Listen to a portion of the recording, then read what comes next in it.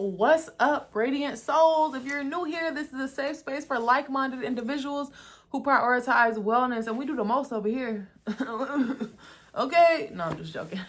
But it's Radiant Souls is created to be a safe space for, emotionally, mentally, financially. Like, we just want to promote wellness in all aspects of your life. Okay, so today we're gonna be talking about why sometimes disappointments catapult us into our best self. Okay, so you ever have that relationship that you romanticized in your head and you just knew, like, this is my person, it has to be my person, but in reality, like, you were low-key, like, you were romanticizing the situation and you weren't seeing it for what it truly was, and it kind of led to a deep disappointment for you, and now you're like, I'm never gonna love again. I never want another relationship again. Baby, you can't let nobody have that amount of power of you, all these people in the world, and you gonna let one person deter your perception of love or your perception of relationships. So let's get into it. For one, sometimes we romanticize versions of people in our head that never existed. So when I look back at my deepest disappointments or my deepest, like, sadnesses that came from breakups, I don't want to say betrayals, because all breakups are not betrayals. Sometimes we just weren't aligned, when I look at the breakups that hurt the most, it was because I romanticized it and I made it what I wanted it to be in my head. I was being Delulu, and Delulu is a Salulu for a lot of things, but relationships are not one of them. You have to take people at face value. You have to take people for exactly who they are, And if you try to romanticize a situation and make somebody into who you want them to be versus accepting them for exactly who they are, you're going to be disappointed. You're going to be sad. You're going to be let down, because at the end of the day, you don't get to choose how people love you. You get to choose, you get to see how they love and choose if you want to participate, okay? So a lot of the time we broke our heart from the jump, thinking, not accepting, thinking we could change a person or seeing the potential in someone. And in behavioral psychology, when I was in college, my freshman year, I took this class, and this guy said that the number one reason why people get divorced, because he does therapy, is because they marry for potential and they don't take a person at face value for who they are. So a lot of the times the signs were there and we just didn't pay attention to them. Now, those betrayals that came out of the blue, like they did everything right, like the ones where you had no idea, like you had no clue, that hits a bit different, because it's like the person was wearing a mask the whole time and they just manipulated you, and you kind of realize, like, now, you didn't realize they were manipulating you, but then now that you look back, the whole thing was like, it was never genuine for them. It was always a game, but for you, it was always real. It always meant something. So it could be disappointing, it could be discouraging, but I'm telling you, never let one person deter you from finding the love of your life. Like, the love of your life, I swear, I just saw a gnat fly by. I had a banana in my room, nonetheless. Never let the love of your, never let, like, a bad relationship deter you from finding the love of your life. Because one thing about me, if it don't work out, you got to try again. If you're alive, you got to try again. Like, to say that you'll never love again after somebody is giving them too much power over your life. Now, you should heal. We should take the time to heal and, tend to the wounds that were caused by the relationship, kind of do some reflection, some introspection. But I'm never just going to write off love in totality just because people disappointed me again, because I think that everything in life is an experience, and some people are meant to go to the end with you and some people are not. But that doesn't mean that you can't cherish the moments that you had with the person. Like, maybe you had some good moments with the person, but they just weren't meant to last forever. And I'm a firm believer on, that's why you have to enjoy the moments with people while you have them, because you don't know you really don't know. You could have the best relationship with somebody, and then out of nowhere, suddenly this person is no longer in your life, and it's like all you have is the memories of the moments. But I kind of choose not to ruminate on the moments, on the memories of the moments. In the moment, if it's a painful connection for me to let go of, I have to let go of the whole thing, because then I'll start romanticizing the situation again and start thinking like the beautiful moments meant that we were supposed to just be together forever, when in reality, some people come into your life to teach you certain things, to show you certain things, and then move on. So we're all on our own individual journey of life. And as I live my life, I'm realizing, like, okay, you can't give nobody that much power over you my camera died. But you can't give that much power over you away to say you'll never love again or you'll never be in another commitment. Because it's just like, what if you just meet the love of your life next time? What if all the knowledge that you learned from that one person, you can transmute it and create a beautiful connection with somebody else? Like, I refuse to not love and be alive. To love is to live, you know what I'm saying? And I enjoy being kind to people. I enjoy genuine connection. So y'all, sometimes things were just it was never going to be you. It was never going to be you. It was never going to work out. And I had to realize that myself. And I think my ego and my pride, I think when we want something to work out and it doesn't work out, the rejection is what hurts worse than the loss.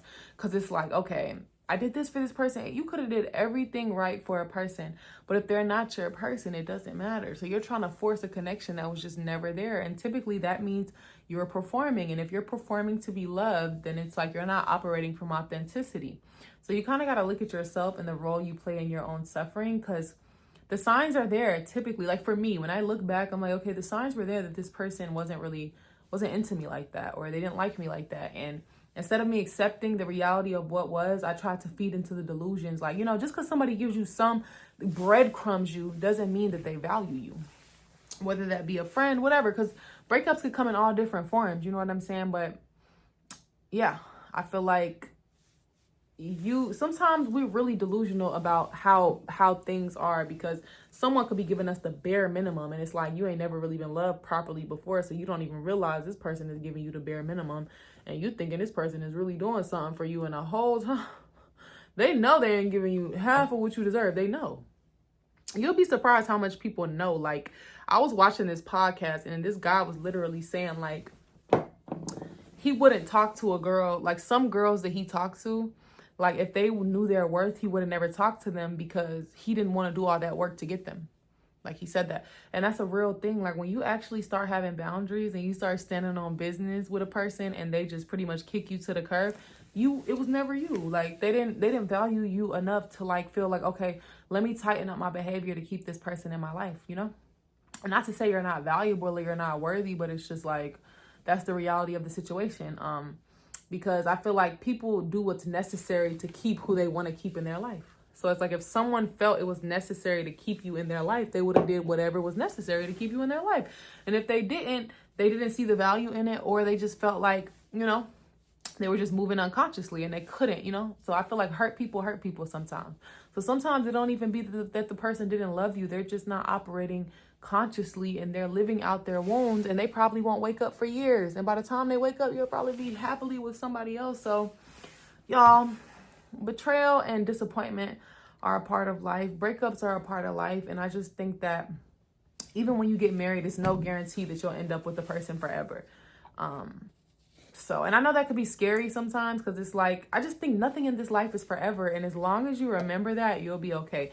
Everything in this life is constantly fleeting. Like, we were born, the day we were born was already written, and the day we're going to die was already written as well. So, it's nothing that we can control in this life besides what we can control. And as far as like relationships, God wrote the person that we were going to be with before we even got here. Every person that's crossed paths with you it hasn't been a coincidence. It was supposed to happen. So you got to look at life like it's happening for you versus it's happening to you. And, you'll have a better disposition and a better outlook on, what's going on, and and not just beating yourself up about just things just not working out, y'all, because sometimes things just don't work out.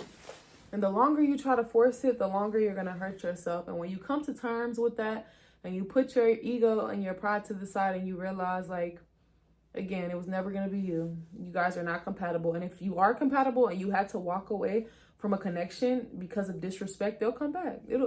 Anything that's for you gonna find you, baby. You ain't gotta chase after it. You don't gotta compromise on your respect for it. Like, anything that's for you would truly come find you.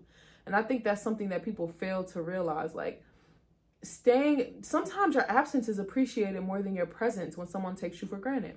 So again, if there's hope for reconciliation, it was you needed the distance to teach the person the lesson. Sometimes when people have close proximity to people who really care about them, who really love them, who they know you're going to forgive them, sometimes they don't grow and elevate at the level that they need to grow and elevate. So that distance was necessary. Look at my shirt, y'all. I barely moved and it just spilled on my jacket, which annoyed the hell out of me.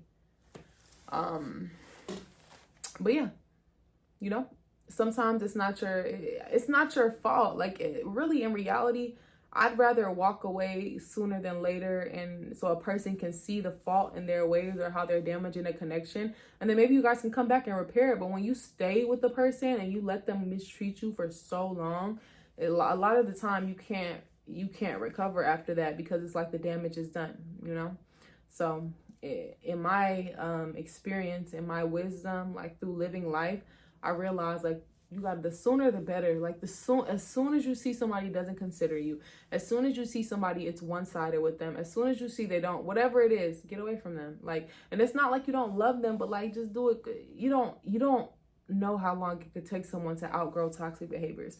It could take a person 5 years to unlearn certain behaviors that they learned in childhood. And it's like, you low-key, if their behaviors are impacting you to that extent, you're going to be suffering the whole time. And I don't think anybody's worth suffering with like that. I just feel like, you know, if someone is making you miserable because they just can't get it together, get away from them sooner than later, you know. But breakups are inevitable, and, you know, everybody we meet is not going to go to the end with us. And if we're meant to be, they will self-correct and come back and make it right. And if not, you'll meet better. You'll find someone better. I truly had to adopt this attitude like, oh, you're lost. When people walk out of your life and you are genuine to them, you are kind to them, you're lost. It's never a loss when you're a kind person. It's never a loss when you're a genuine person. It's never a loss when you moved out of love. You know, it's never a loss, because it's like you put good energy into the world and you're going to get it back. Just because you didn't get it back from that person doesn't mean you're not going to get it back at all. And that's what people be thinking, like, oh, I wasted my time. You did not waste your time. You cultivated a beautiful relationship, a beautiful one-sided relationship. Like, that person didn't meet you halfway. So imagine a person who will. Imagine the person who sees your value and who will meet you halfway. Or maybe that person will go do the work and come back and meet you halfway. But nonetheless, you know what you're capable of. Like, and again, a lot of the time we're projecting we're delusional. So we create this fairy tale in our head of what we want it to be versus accepting the reality of what is. Because you want to be optimistic, you want to be hopeful, you know, for certain things, but the reality is sometimes it just is what it is, baby. You know, it really just is what it is. Sometimes people don't have the capacity to meet you where you're at, and the longer if you sitting around letting someone mistreat you in hopes that people respect absence, people respect actions. I'm telling you. If someone's not appreciating you and they're not able to meet you in the connection, you need to get away from them. Take distance from them, you know. And if it's meant to be, it'll always come back. I'm telling you, whatever's meant to be will always come back.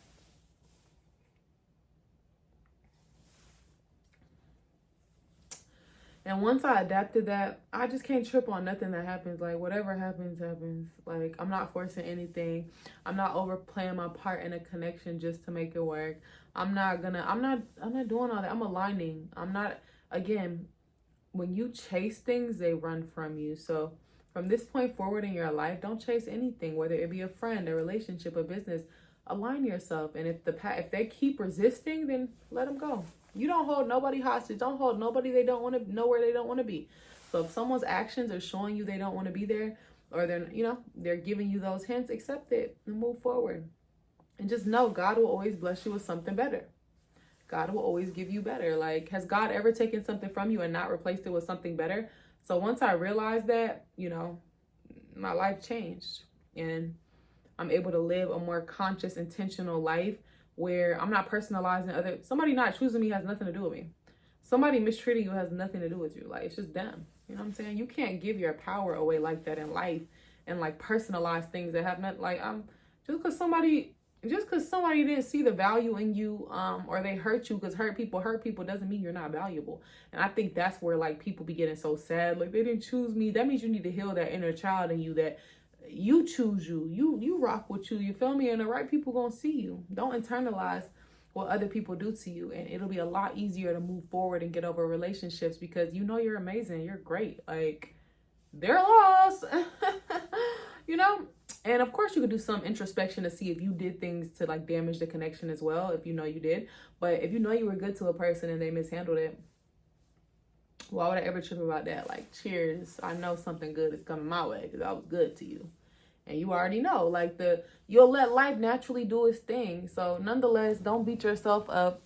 All connections are not meant to make it to the end with you. And if it's meant to be, it will be. But don't never let don't sit around and tolerate disrespect from nobody. If somebody's not appreciating you and disrespecting you, get away from them folks. Get away from them quick, and let them reflect on their behavior before it gets to a point of no return. Because the longer you sit around and let somebody disrespect you, or, just do certain things to you, you're going to start to resent them. So even if there was a genuine connection there, but this person just needed to heal from trauma, once they heal, you're not even going to like them.